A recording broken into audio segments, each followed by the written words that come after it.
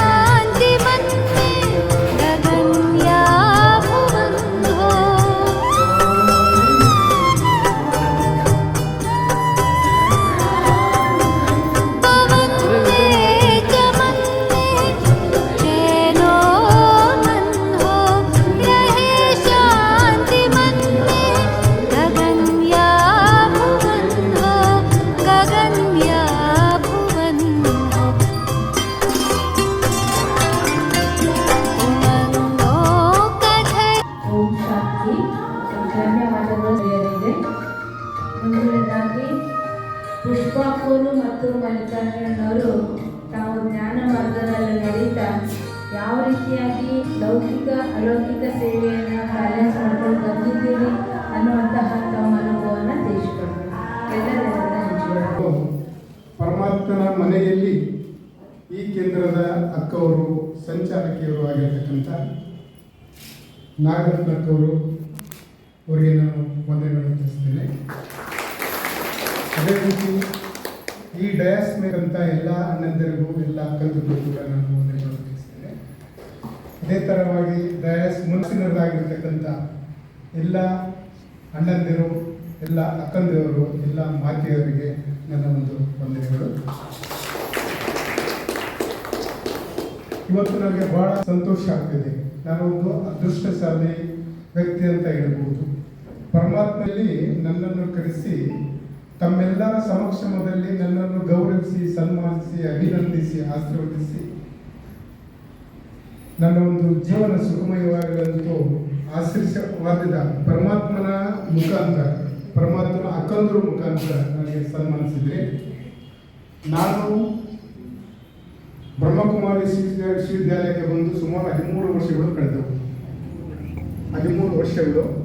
ನಾನು 94ರಲ್ಲಿ ಕೃಷಿ ವಿಶ್ವವಿದ್ಯಾಲಯ ಧಾರವಾಡಕ್ಕೆ ನೇಮಕಾತಿ ಹೊಂದಿದ್ದೆ. 14 ವರ್ಷ 6 ತಿಂಗಳ ಕಾಲ ಕೃಷಿ ವಿಶ್ವವಿದ್ಯಾಲಯ ಧಾರವಾಡ ಮುಖ್ಯ ಆವರಣದಲ್ಲಿ ಕೆಲಸ ನಿರ್ವಹಿಸಿ ನಾನು ತೋಟಗಾರಿಕೆ ವಿಶ್ವವಿದ್ಯಾಲಯ ಬಾಗಲಕೋಟೆಗೆ 2008 ಡಿಸೆಂಬರ್ ನಾನು ಬಂದೆ. ಧಾರವಾಡದಲ್ಲಿ ಇದ್ದಾಗ ಒಂದು 2-3 ಸಲ ನಾನು ಕೇಂದ್ರಕ್ಕೆ ಹೋಗಿದ್ದೆ. ಬಟ್ ಕೇಂದ್ರದಲ್ಲಿರ್ತಕ್ಕಂಥ ಅಕ್ಕಂದರು ಕೂಡ ರಕ್ಷಾಬಂಧನ ಆಗುವಾಗ ನಮ್ಮ ವಿಶ್ವವಿದ್ಯಾಲಯಕ್ಕೆ ಬರ್ತಿದ್ರು. ಬಂದ ಟೈಮ್ನಲ್ಲಿ ರಕ್ಷಾಬಂಧನ ಕಟ್ಟಿ ನೀವು ಏನು ಬಿಟ್ಟು ಕೊಡ್ತೀರಿ ಬಾಬಾಗ ಅಂತ ಕೇಳ್ತಾ ಇದ್ರು. ನಾವು ಬಾಬಾಗ ಏನು ಬಿಟ್ಟು ಕೊಡ್ಬೇಕು ಅನ್ನೋದು 5 ನಿಮಿಷ ವಿಚಾರ ಮಾಡಿ ನಾವು ಕಾಣಿಕೆ ರೂಪದಲ್ಲಿ ಏನಾದರೂ ಹಣ ವಸ್ತು ಏನಾದ್ರು ಕೊಡ್ಬೋದು ಅಂತ ಹೇಳಿದಾಗ ಅವು ಯಾವ ಭಾಗ ಅವಶ್ಯಕತೆ ಇಲ್ಲ.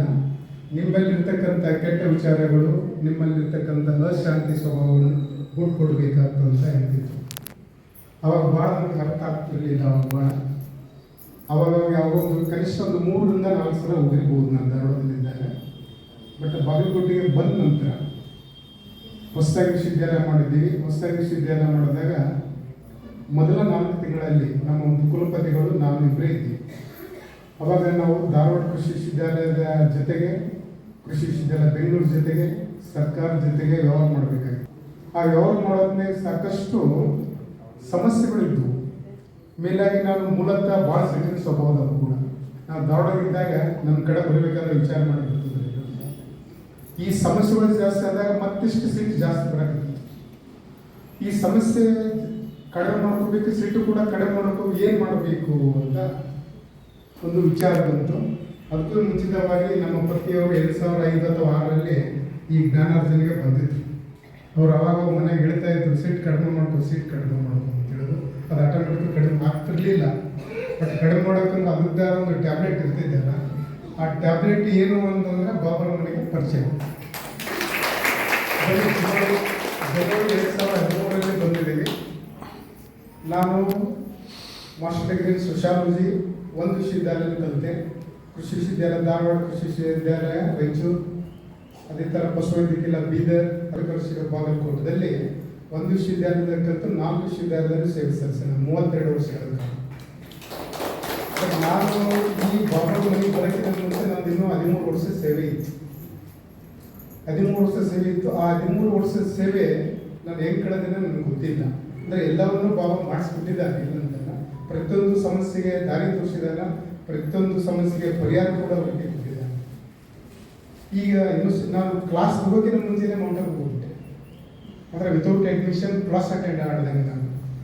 ಇಲ್ಲಿ ಈ ಸೆಂಟರ್ದಲ್ಲಿ ಹಿರಿಯ ಅಕ್ಕವರಿದ್ರು, ಪದ್ಮಾಕ್ಕವರು ಅಂತಿರೋದು, ಅವ್ರ ಜೊತೆ ನಾಗರತ್ನ ಅಕ್ಕವರು ಕೂಡ ಇದ್ದರು. ಅವಾಗ ನಾವು ಮೌಂಟ್ ಆಬು ಹೋಗೋದ್ನಾಗ ಎಲ್ಲರ ಜೊತೆ ನಾನು ಮೌಂಟ್ ಆಬು ಹೋಗಿ, ಮೌಂಟ್ ಆಬುಕ್ಕೆ ಹೋದವರಿಗೆಲ್ಲ ಗೊತ್ತಿರ್ತೈತೆ ಅಲ್ಲಿಂದ ಸಂಭ್ರಮ ಯಾವ ಥರ ಇದೆ, ಅಲ್ಲಿ ಸಿಸ್ಟಮ್ ಹೆಂಗಿದೆ, ಅಲ್ಲಿದೊಂದು ಮೇಲ್ವಿಚಾರಣೆ ಹೆಂಗಿದೆ, ಆಹಾರ ಪದ್ಧತಿ ಇರ್ಬೋದು, ಸಾರಿಗೆ ವ್ಯವಸ್ಥೆ ಇರ್ಬೋದು, ವಸತಿ ಸೌಕರ್ಯ ಇರ್ಬೋದು, ಅಲ್ಲಿ ಇರ್ತಕ್ಕಂಥ ತಾಳ್ಮೆ ಶಕ್ತಿ ಇರ್ಬೋದು, ಅವೆಲ್ಲವನ್ನೂ ನೋಡಿ ಬಂದೆ. ನಾನು ಮನೆ 63ನೇ ಸೆಕ್ಟರ್ನಲ್ಲಿ ಬಾಡಿಗೆ ಮನೆಯಲ್ಲಿದ್ದೆ. ಅಲ್ಲೊಂದು ಗಾರ್ಡನ್, ನಾಗಪ್ಪನ ಕಟ್ಟೆ ಅಂತ ಗಾರ್ಡನ್ ಇತ್ತು. ಮೌಂಟ್ ಆಬು ಹೋಗಿ ಬಂದಾಗ 7 ದಿವಸ ಕ್ಲಾಸ್ ತಗೊಂಡೆ. ಆ ಕ್ಲಾಸ್ ತಗೊಂಡ ನಂತರ ನಾನು ಒಂದು ಸ್ವಲ್ಪ ಅರ್ಥ ಆಗತ್ತಿತ್ತು. ಅರ್ಥ ಏನಾಗತ್ತಿತ್ತು ಅಂತಂದರೆ, ಈ ಬಾಬನ ಗುರು, ನಾವು ಮುಳ್ಳಿ ಅಥವಾ ವಾಣಿ ಅಂತ ಹೇಳ್ತೀವಿ. ಜೊತೆಗೆ ಧ್ಯಾನದ ಶಕ್ತಿ, ಯೋಗದ ಶಕ್ತಿ, ಈ ಮೂರು ಶಕ್ತಿಗಳಿಂದ ನನ್ನಲ್ಲಿರುವ ಏನು ಕೆಟ್ಟ ವಿಚಾರಗಳು, ದೋಷಗಳು, ಕೆಲಸದ ಒತ್ತಡ, ಮಾತಾಡುವ ಶೈಲಿ ಇವೆಲ್ಲವನ್ನು ಕಲ್ಕೊಂಡೆ. ನನ್ನ ಕೆಲಸದ, ನನ್ನ ಸೇವೆಯಲ್ಲಿ ಬರ್ತಕ್ಕಂಥ ಎಲ್ಲ ಸಮಸ್ಯೆಗಳಿಗೂ ಪರಿಹಾರ ಆಟೋಮೆಟಿಕ್ ಸಿಗ್ತಾ ಇತ್ತು. ಆ ಪರಿಹಾರ ಯಾಕೆ ಸಿಗ್ತಾ ಇತ್ತು? ನನ್ನ ದಿನನಿತ್ಯದಲ್ಲಿ ಸರಳತೆ ಕಂಡು ಬಂತು, ಮಾತಿನಲ್ಲಿ ಸ್ಟೈಲಿಂಗ್ ಚೇಂಜ್ ಆಯಿತು, ಸಿಟ್ಟು ಕಡಿಮೆ ಆಯಿತು, ಕೆಲಸ ಕೂಡ ಒತ್ತಡ ಕೂಡ ಕಡಿಮೆ ಆಯಿತು. ಈ ಒತ್ತಡದ ಜೊತೆಗೆ ನನ್ನ ಒಂದು ಅಂಡರ್ ಕೆಲಸ ಮಾಡ್ತಕ್ಕಂಥ ಸಿಬ್ಬಂದಿಗೂ ಕೂಡ ನಾನು ಹೇಳ್ತಿದ್ದೆ. ಕಳೆದ ಒಂದು 13 ವರ್ಷಗಳಲ್ಲಿ 7-8 ವರ್ಷಗಳಿಂದ 2 ಡೈಲಿ ಥಾಟ್ಸ್, ಮುಂಜಾನೆಯ ಒಂದು ಮೆಸೇಜ್ಗಳು ಆಗ್ತಾ ಇದೆ. ಒಂದು 4 ಹಾಕಿದ ಕಡೆ ಒಂದಾದರೂ ನೆನಪಿನಟ್ಟಿನಲ್ಲಿ ನಮ್ಮೊಂದು ಸಂಬಂಧಪಟ್ಟವರು ಇರ್ಬೋದು, ಸಿಬ್ಬಂದಿ ಇರ್ಬೋದು, ನಮ್ಮ ಗೆಳೆಯರಿರ್ಬೋದು ಆಗ್ತಿದೆ. ಈ ಮೆಸೇಜ್ಗಳು ನನಗೆ ಎಲ್ಲಿ ಸಿಗ್ತಾವಂತ ಫೋನ್ ಮಾಡ್ತಿದ್ರು ನನಗೆ. ಅದು ಎಲ್ಲಿ ಸಿಗೋದು ಇಂಪಾರ್ಟೆಂಟ್ ಅಲ್ಲ, ಅದು ಅರ್ಥ ಮಾಡ್ಬೋದು. ಫಸ್ಟ್ ಆ ವಿಚಾರಗಳಲ್ಲಿ ಏನಿದೆ, ನಮ್ಮ ದಿನನಿತ್ಯದಲ್ಲಿ ನೌಕರಿಯಲ್ಲಿರ್ಬೋದು, ವ್ಯಾಪಾರಸ್ಥಲ್ಲಿರ್ಬೋದು, ಕುಟುಂಬದ ಸದಸ್ಯರ ಜೊತೆ ವ್ಯವಹಾರ ಇರ್ಬೋದು, ಇವೆಲ್ಲವನ್ನು ತಿಳ್ಕೊತಾ ಹೋದಾಗ ಅವು ಸಿಗೋದು ಇಂಪಾರ್ಟೆಂಟ್ ಅಲ್ಲ. ಹೀಗಾಗಿ ನಾನು ಬಾಬನ ಮನೆಗೆ ಸೇರಿದ ಮೇಲೆ ಸಾಕಷ್ಟು ಸಮಸ್ಯೆ ಇದ್ದು ನಾನು ಡೆಪ್ಟಿ ಫೈನಾನ್ಸ್ ಆಫೀಸರ್ ಅಂತ ಹೆಸರಾಗಿದ್ದೆ. ಡೆಪ್ಟಿ ಫೈನಾನ್ಸ್ ಆಫೀಸರ್ ಆಗಕ್ಕಿಂತ ಮುಂಚೆ ಸ್ವಲ್ಪ ಸಮಸ್ಯೆ ಇತ್ತು. ಮೌಂಟಬು ಹೋಗಿ ಒಂದು 2-3 ತಿಂಗಳಲ್ಲಿ ನಾನು ಬಡ್ತಿ ಹೊಂದಿದ್ದೆ. ಆ ಬಡ್ತಿ ಹೊಂದಿದ ಮೇಲೆ ಒಂದೇ ವರ್ಷದಲ್ಲಿ ಫೈನಾನ್ಸ್ ಆಫೀಸರ್ ಅಂತ ನನಗೆ ರಾಯಚೂರು ಯೂನಿವರ್ಸಿಟಿಯಿಂದ ಅಲ್ಲಿಗೆ ಹೋದ್ರೆ ಸಾಕಷ್ಟು ಸಮಸ್ಯೆ ಇದ್ದವು. ಅಂದರೆ ಒಂದು ಊರಿನಿಂದ ಇನ್ನೊಂದು ಊರಿಗೆ ಹೋಗಿ ಇನ್ನೊಬ್ಬರ ಜೊತೆ ವ್ಯವಹಾರ ಮಾಡಿ ಅಲ್ಲಿ ಒಂದು ಆಡಳಿತ ಮಾಡೋದು ಅಂದರೆ ಭಾಳ ಕಷ್ಟ. ಬಟ್ ಅಲ್ಲಿ ನಾವು ಹೋದೆ, ಯಾವುದು ತೊಂದರೆ ಆಗಲಿಲ್ಲ. ಎಲ್ಲ ಸಿಬ್ಬಂದಿಗಳು ಅಗ್ದಿ ಅಣ್ಣ ತಮ್ಮನ ಜೊತೆ, ಅಧಿಕಾರಿಗಳು ನನ್ನ ಮಿತ್ರರ ಜೊತೆ ಕೆಲಸ ಮಾಡಿದ್ವು. ಬಟ್ ಯಾವುದು ಸಮಸ್ಯೆಗಳು ಗೊತ್ತಿಲ್ಲ. 4 ವರ್ಷ ಸೇವೆ ಹೆಂಗೆ ಮುಗಿಸಿದ ರಾಯಚೂರು ವಿಶ್ವವಿದ್ಯಾಲಯದಲ್ಲಿ ಗೊತ್ತಾಗುತ್ತೆ. ಅದೇ ಥರ ವಾಪಸ್ ಬಂದೆ, ಮತ್ತೆ ಪಶುವೈದ್ಯಕೀಯ ವಿಶ್ವವಿದ್ಯಾಲಯದಲ್ಲಿ ಮತ್ತೆ ನಿಮಗೆ ಫೈನಾನ್ಸ್ ಹುದ್ದೆ ಕೊಡ್ತೀವಿ ಬಾ ಅಂತ ಹೇಳಿದ್ರು. ನಾನು ಒಲ್ಲದ ಮನಸ್ಸಿನಿಂದ ಹೋದೆ. ಅಲ್ಲಿಯೂ ಕೂಡ ಸಾಕಷ್ಟು ಸಮಸ್ಯೆ ಇದ್ದು ಮತ್ತೆ ಹಾಗೆ ವಾಪಸ್ ಅಲ್ಲಿ ಕೆಲಸ ಮಾಡಿದ್ದೀವಿ. ಮತ್ತು ನಾವು ಯಾವ ಥರ ಸಂಕಲ್ಪ ಮಾಡಿದ್ದೀನಿ ಅದೇ ಥರ ನನ್ನ ಭಾವ ಕರ್ಕೊಂಡು ಹೋಗಿದ್ದೀನಿ. ಎಲ್ಲಿ ನಮಗೆ ತೊಂದರೆ ಆಗಿಲ್ಲ, ತೊಂದರೆ ಅನುಭವಿಸಿಲ್ಲ. ಅದೇ ಥರ ನನ್ನ ಕುಟುಂಬದ ಮೇಲೆ ಬಾಬನ ಒಂದು ಆಶೀರ್ವಾದ ಸಾಕಷ್ಟು ಇದೆ. ಈಗ ಮಕ್ಕಳು ಒಳ್ಳೆ ಎಜುಕೇಷನ್ ಸಿಕ್ತು. ಒಬ್ಬಳು ಇಂಜಿನಿಯರ್ ಆಗಿದ್ದಾಳೆ, ಒಬ್ಬಳು ಡಾಕ್ಟರ್ ಓದ್ತಿದ್ದಾಳೆ. ಅವರು ತಮಗೆ ಸರಿಯಾಗಿ ಮೆರಿಟ್ ಮೇಲೆನೆ ಸೀಟ್ ಸಿಕ್ಕವು. ಅದೇ ಥರ ಮಗಳಿಗೆ ಉದ್ಯೋಗ ಸಿಕ್ತು. ಅದೇ ಥರ ಒಳ್ಳೆ ಬೀಗ ಸಿಕ್ಕರು, ಒಳ್ಳೆ ಹೃದಯ ಸಿಕ್ಕ. ರೀಸೆಂಟ್ 2 ತಿಂಗಳಿಂದ ಮಗಳು ಮದುವೆ ಮಾಡಿದೆ. ಇದೇ ಬಾಗಲಕೋಟೆ. ಇವು ಬಾಬನ ಮನೆಗೆ ಹೋಗಿರ್ಲಿಂದ ನನ್ನ ಜೊತೆಗೆ ಹಲವಾರು ಮಿತ್ರಗಳು, ಹಲವಾರು ಸಿಬ್ಬಂದಿಗಳಿಗೆ ನಾನು ಹೇಳ್ತಾ ಇದ್ದೆ, ಕಳೆದ 1 ವರ್ಷಗಳಿಂದ ನೀನು ರಿಟೈರ್ಡ್ ಆಗ್ತೀನಿ ಅಂತ ಹೇಳ್ತೀನಿ, ನಿನ್ನ ವಯಸ್ಸನ್ನು 5-6 ವರ್ಷ ಇರ್ಬೋದು ಅಂತ ಹೇಳಿದ್ರು. ಒಂದು ವರ್ಷ ಡೈಲಿ ಒಂದು 10 ಜನ ಹೇಳ್ತಿದ್ರು. ಅದಕ್ಕೆ ಏನು ನಿನ್ನ ಸೀಕ್ರೆಟ್ ಅಂತ ಕೇಳ್ತಿದ್ರು. ನನ್ನ ಸೀಕ್ರೆಟ್ ಏನಿಲ್ಲ, ನನ್ನಲ್ಲಿರ್ತಕ್ಕಂಥ ಒಳ್ಳೆ ವಿಚಾರಗಳು, ನಾನು ಉಪಯೋಗಿಸ್ತಕ್ಕಂಥ ಸಾತ್ವಿಕ ಆಹಾರ, ನಾನು ಮಾತಾಡ್ತಕ್ಕಂಥ ಶೈಲಿ, ನಾನು ಮಾತಾಡ್ತಕ್ಕಂಥ ವ್ಯಾಲ್ಯೂ ಕೂಡ ಭಾಳ ಅವಶ್ಯಕತೆ ಇದೆ. ಈಗ ಆಫೀಸ್ನ ಒಬ್ಬರು ಸಿಬ್ಬಂದಿ ಏನೋ ಕೆಲಸ ಮಾಡ್ಲಿಕ್ಕಂತಂದ್ರೆ ಬಾರೋ ಇದು ಮಾಡ್ಕೊಂಬಾ ಅಂತ ಹೇಳೋದು ಬಾರೆ, ಅದು ಯಾಕೋ ತಪ್ಪು ಮಾಡಿಲ್ಲಪ್ಪ ಬಾ ಏನು ತಗೊಂಬ, ಅದ ಥರ ಮಾಡಬೇಕಾಗಿತ್ತು, ಈ ಥರ ಮಾಡಿದ್ರೆ ಏನು ಸಮಸ್ಯೆ ಬರ್ತದ, ಆ ಸಮಸ್ಯೆ ಆಗಲಾರ್ದಂಗೆ ನೋಡ್ಕೋಬೇಕು ಅಂತಂದರೆ ನಾವು ಅವ್ರನ್ನ ಪ್ರೀತಿಯಿಂದ ಕಂಡು ಮುಂದೆ ಈ ಥರ ತಪ್ಪಾಗಲಾರ್ದಂಗೆ ನೋಡ್ಕೋಬೇಕಾಗ್ತೈತಿ. ಇಲ್ಲಾಂದರೆ ಎಲ್ಲ ನಾವು ಬ್ಲೇಮ್ ಆಗ್ತೀವಿ. ಲೆಕ್ಕ ಪರಿಶೋಧಕರ ದೃಷ್ಟಿಯಿಂದ ಅಂತ ಹೇಳ್ತಾ ಹೋದಂಗೆ ನನ್ನ ಹತ್ರ ನಾಲೆಜು ಜಾಸ್ತಿ ಆಯಿತು, ನನ್ನ ಸಿಬ್ಬಂದಿಗೂ ನಾಲೆಜ್ ಜಾಸ್ತಿ ಆಯಿತು. ನಮ್ಮ ಒಂದು ನಡತೆಯಲ್ಲಿ ಸರಳತೆ ಕಾಣಿತು, ನಮ್ಮ ಮಾತಿನಲ್ಲಿ ಒಳ್ಳೆ ಇದು ಕಾಣುತ್ತಿತ್ತು. ಜ್ಞಾನಾರ್ಜನೆಯಲ್ಲಿ ಕೂಡ ದಿನದಿಂದ ದಿನಕ್ಕೆ ಜಾಸ್ತಿ ಆಗ್ತದೆ. ಅಕ್ಕೋರು ಹೇಳಿದ್ರೆ ಯಾವುದೋ ಕ್ಲಾಸ್ನಲ್ಲಿ ಜ್ಞಾನಾರ್ಜನೆ ವಿಷಯ, ನಾವು ಕಲಾಕಾರ ಅಂತೀವಲ್ಲ, ಕೆಲಸದಲ್ಲಿ ಕಲೆ, ಮಾತಿನಲ್ಲಿ ಶೈಲಿ.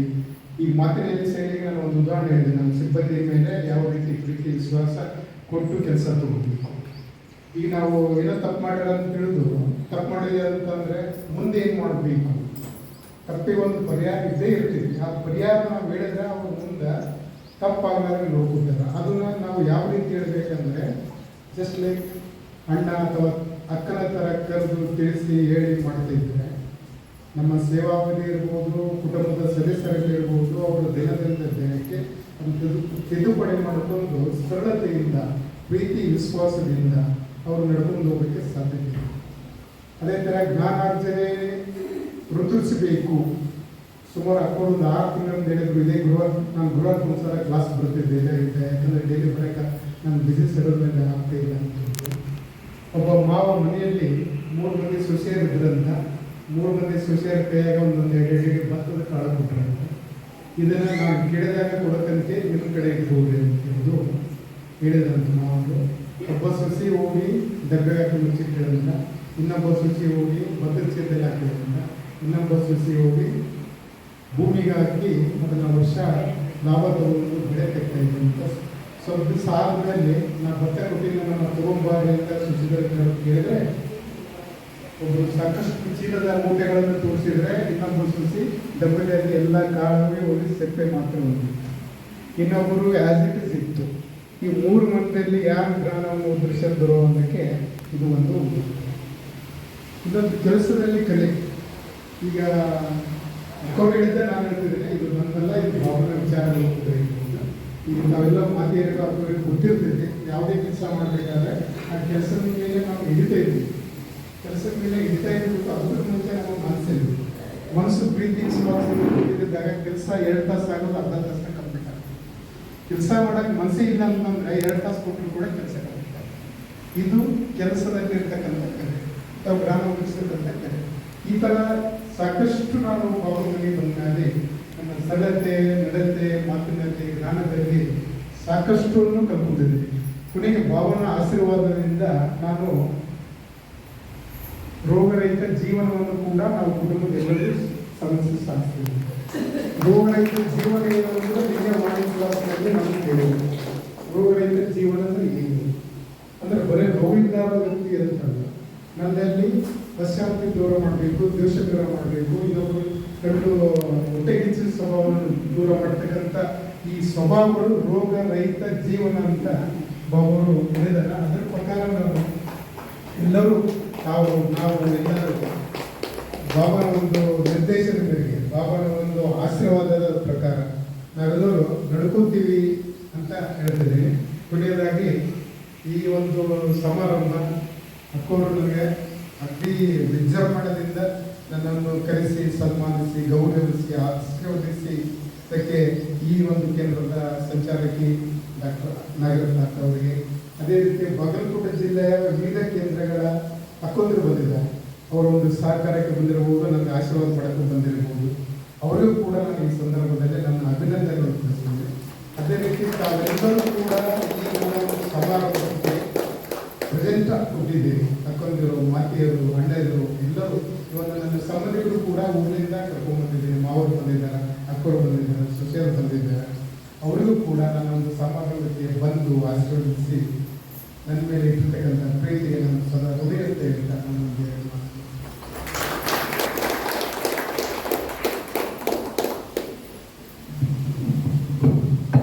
ಧನ್ಯವಾದಗಳು ಮಲ್ಲಿಕಾರ್ಜುನವರಿಗೆ.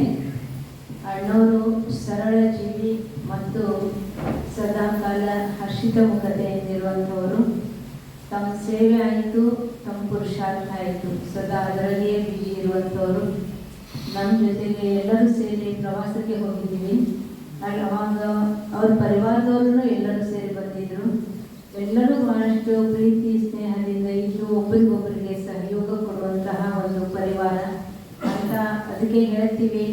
ತನು, ಮನ, ಜನ, ಧನ 4 ರೂಪದಲ್ಲಿ ಇದ್ದಾಗ ಸಂಪೂರ್ಣ ಸಂಪತ್ತಿವಾನರು, ಸಮೃದ್ಧಿ ಇರುವಂಥವರು ಅಂತ ನಾವು ಜಗತ್ತಿನಲ್ಲಿ ನೋಡ್ತೀವಿ. ಕೆಲವರಿಗೆ ತನುವಿನಿಂದ ಇರ್ತದೆ, ಕೆಲವರಿಗೆ ಮನದಿಂದ, ಕೆಲವರಿಗೆ ಧನದಿಂದ, ಕೆಲವರು ಜನದಿಂದ.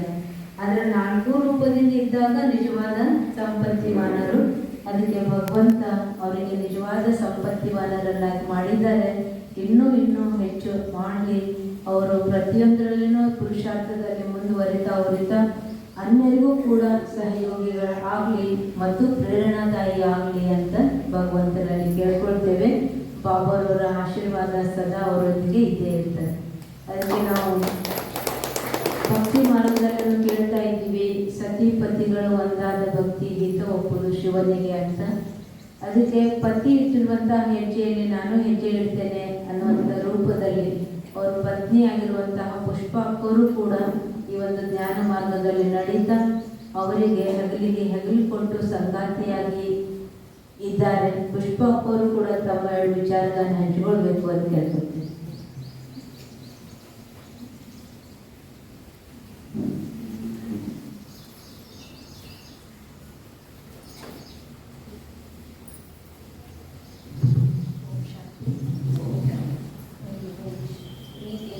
ದೈವಿ ಪರಿವಾರದಲ್ಲಿ ಪಾಲ್ಗೊಂಡಿದ್ದಕ್ಕೆ ತಮ್ಮೆಲ್ಲರಿಗೂ ಮೊದಲು ಧನ್ಯವಾದಗಳನ್ನು ತಿಳಿಸ್ತೀನಿ.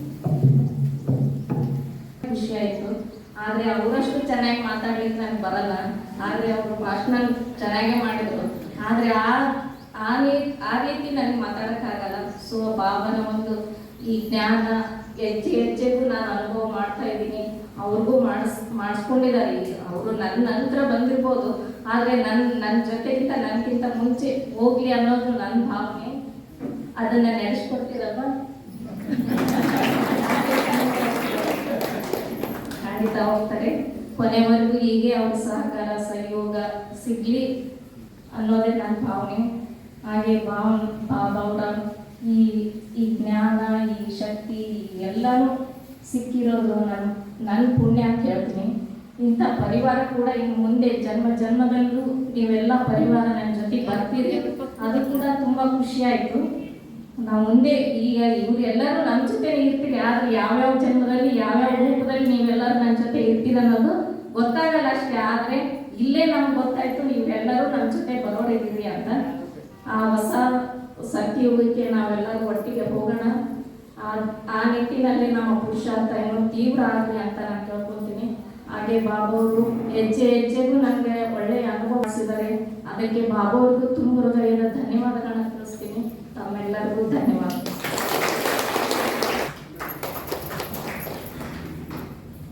ಎಲ್ಲ ಅಣ್ಣ ಮತ್ತು ಅಕ್ಕಂದರಿಗೆ ಮಧ್ಯರಾತ್ರಿ ನನ್ನ ಕೋರಿಕೆ. ತಾವೆಲ್ಲರೂ ಇಲ್ಲಿ ಆಸೀನಾಗಿದ್ದೇನೆ. ತಮ್ಮ ನೆರೆಹೊರೆಯವರು ಸಾಕಷ್ಟು ಜನ ಇರ್ತಾರೆ, ಸಂಬಂಧಿಕರು ಇರ್ತಾರೆ. ನಮ್ಮ ಕೋರಿಕೆ ಇಷ್ಟೇ, ನಾವು ಯಾವುದೇ ವಿಶ್ವವಿದ್ಯಾಲಯ ಯಾವುದೇ ಕಾಲೇಜಲ್ಲಿ ಹೋಗಬೇಕಾದ್ರೆ, ನಾವು ಪ್ರವೇಶ ಪಡಿಬೇಕಾದ್ರೆ ಫಸ್ಟ್ ನಮ್ಮದು ವಯಸ್ಸು ಕೇಳ್ತಾರೆ, ಫೀ ಕೇಳ್ತಾರೆ, ಕೆಟಗರಿ ಕೇಳ್ತಾರೆ. ಬಟ್ ವಿಶ್ವವಿದ್ಯಾಲಯದಲ್ಲಿ ಪ್ರವೇಶ ಪಡಿಬೇಕಾದ್ರೆ ಯಾವುದೇ ವಯಸ್ಸಿನ ಮಿತಿ ಇಲ್ಲ, ಯಾವುದೇ ಥರದ ಫೀ ಇಲ್ಲ, ಯಾವುದೇ ಥರದ ಜಾತಿ ಇಲ್ಲ, ಯಾವುದೇ ಥರದ ರಿಸ್ಟ್ರಿಕ್ಟೆಡ್ ಇಲ್ಲ. ಇವಾಗ ಬರಬೇಕಂತ ಎನಿ ಟೈಮ್ ಸೆಂಟ್ರಿಗೆ ಹೋಗ್ಬೋದು, ಎನಿ ಟೈಮ್ ಹೋಗ್ಬೋದು. ಇದಕ್ಕೆ ವಯಸ್ಸಾಗಲಿ, ಫೀ ಆಗಲಿ, ಜಾತಿಗಳು ಆಗಲಿ ಯಾವುದೇ ಅನ್ವಯಿಸುವುದಿಲ್ಲ. ಈಗ ನಾನು ಬಾಗಲಕೋಟೆಯಲ್ಲಿ ಪ್ರವೇಶ ಪಡೆದೆ, ಬಟ್ ನಾನು ರಾಯಚೂರು ಸೆಂಟ್ರಿಗೂ ಕೂಡ ಹೋಗ್ತಿದ್ದೆ ಒಂದು ದಿವಸ.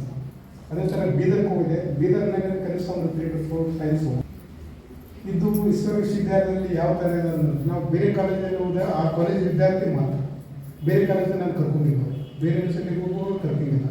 ಬಟ್ ವಿಶ್ವವಿದ್ಯಾಲಯದಲ್ಲಿ ಒಂದ್ಸಲ ಎಡ್ಮಿಷನ್ ತೊಗೊಂಡ್ರೆ ಯಾವುದೇ ಬ್ರಾಂಚಲ್ಲಿ ಹೋಗಿ ಯಾವುದೇ ಸಂದರ್ಭದಲ್ಲಿ ಹೋಗಿ ನೀವು ಧ್ಯಾನ ಮಾಡಬಹುದು, ಹೇಗ ಮಾಡಬಹುದು. ಬಟ್ ಇಂಥ ಸೌಲಭ್ಯ ಬೇರೆ ಯಾವುದೇ ವಿಶ್ವವಿದ್ಯಾಲಯಗಳಲ್ಲಿ ಅವಕಾಶ ಇಲ್ಲ. ದಯವಿಟ್ಟು ಈ ಒಂದು ಸಂದೇಶ ತಮ್ಮ ನೆರೆಹೊರೆಯಾಗಲಿ, ಸಂಬಂಧಿಕರಾಗಲಿ, ಮಕ್ಕಳಿಗಾಗಲಿ ತಿಳಿಸಿದರೆ ಇದು ವಯಸ್ಸಾಗಿಲ್ಲ, ಜಾತಿ ಆಗ್ತಾರಿಲ್ಲ, ಫೀ ಇಲ್ಲ, ಮುಂಜಾನೆ ಹೋಗ್ಬೇಕಂತಿಲ್ಲ, 24/7 without fee, without age limit, without category. ಇವೆಲ್ಲ ಅಂಶಗಳನ್ನು ತಮ್ಮ ಸಂಬಂಧಪಟ್ಟವರು ಬಂಧು ಬಳಗಗಳಿಗೆ ತಿಳಿಸಿದರೆ ಬಾಬರ್ ಮಕ್ಕಳ ಸಂಖ್ಯೆ ಹೆಚ್ಚಾಗಬಹುದು ಅಂತ ನನ್ನ ಒಂದು ಅನಿಸಿಕೆ. ಇದು ನನ್ನ